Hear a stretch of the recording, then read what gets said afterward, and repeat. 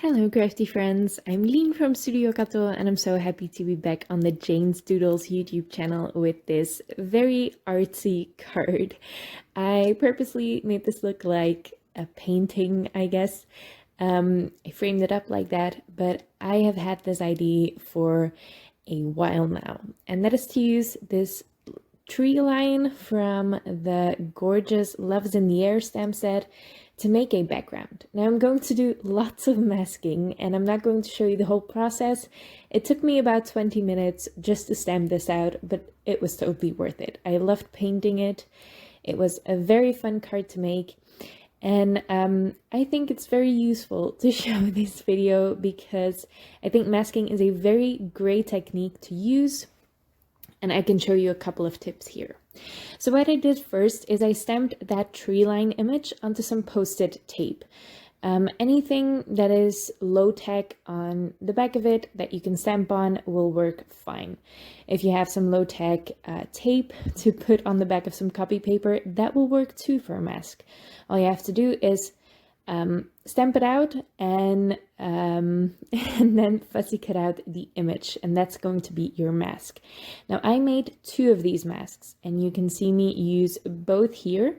So I have one tree line stamped out on the left of my card and then a portion of another tree line stamped on the right. And I keep that in place while I stamp my image in Versafine Onyx Black ink.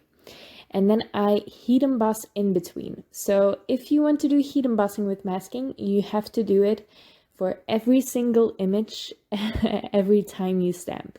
So you sprinkle on the embossing powder, keep the mask in place because the mask will leave your paper sticky and it will actually make the embossing powder stick to it, and you don't want that.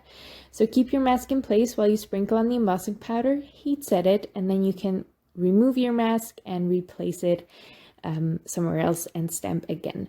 I did that a couple of times to get this background. I covered about 2/3 of my image or of my card panel, and then I'm going to watercolor. Now I usually cut my paper a little bit larger, especially if I'm going to do watercoloring, so I can tape it down. But this one I had pre-cut. It was the perfect size for a mini Slimline card, so I didn't have room to spare. But it's very important to keep your watercolor paper taped down or secured down so it doesn't curl up all over the place. So just put a lot of purple tape on the back of it and I adhered that down. Now it doesn't work as well, but it definitely does the trick.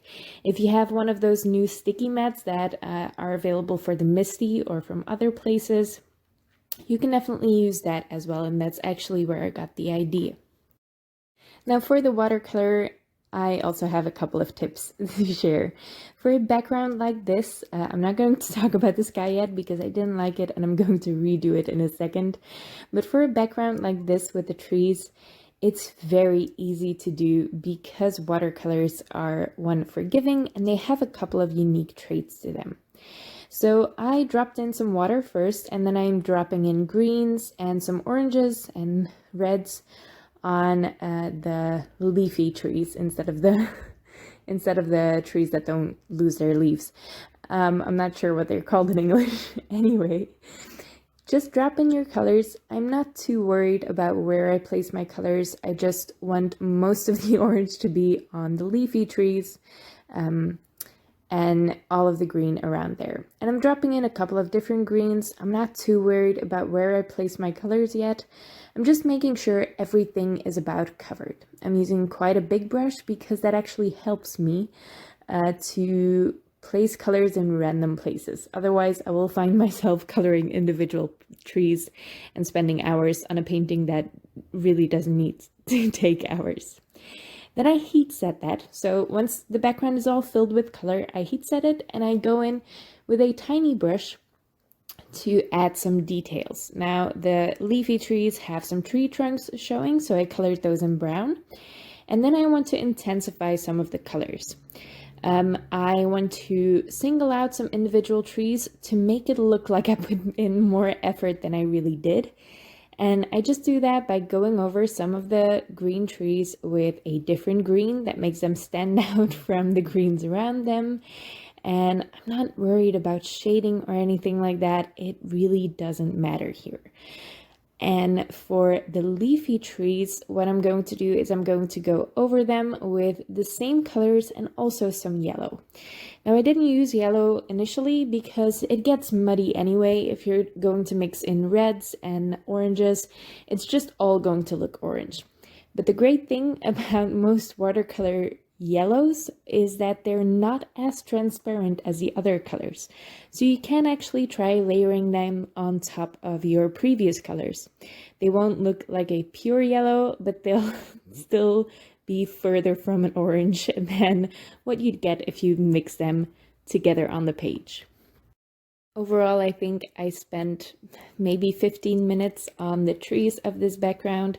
It was really fast to do, and it was really fun to play with the colors and not worry too much about shading or anything like that. It's not important with a background like this. You have the line art, and Jane's Doodles line arts are always super, super detailed anyway. You have some really fun details on the evergreens. That's what those are called. And you don't really need shading for those. They're tiny anyway. Now, as I said, I didn't like how the sky turned out, and I just thought it would be a little bit more fun and a little bit more moody, put me in an autumnal mood, to make it darker. And I added a cloud or two clouds in some purple. The best thing about watercolors is not to worry about anything. Everything looks a little artsy if you just fuss around with it a little bit. So just take some water to get a little bit of a white look for your clouds, and then drop in some purples or just play around with it. And with skies especially, you're going to get nice effects no matter what. Now, to really make this look like a gallery painting, even though I only spent 20 minutes on it, I figured I would frame it up. This is just a frame die from Pinkfresh Studio. I will list it in the description below, along with all the other supplies I used. And I decked it 3 times out of thick white cardstock, or 2 times actually, and once from gold cardstock. I layered those up together, and I also adhered my painted panel down onto my mini Slimline card base. I'm going to also add some foam tape to the frame because I really do like it when a frame casts a shadow, and you don't really get that if you just layer a bunch of papers together. You're not going to get the same effect that it stands up from the page, a floating frame. I really like that. And that's it. I'm not going to add a text to this. I might add one to the inside of my card, and I'm not going to add any gems either. I really just wanted this to look like a little painting to keep on just, you know, a mantelpiece or something. It's really, really cute. The trees have a really cute Jane's Doodles style.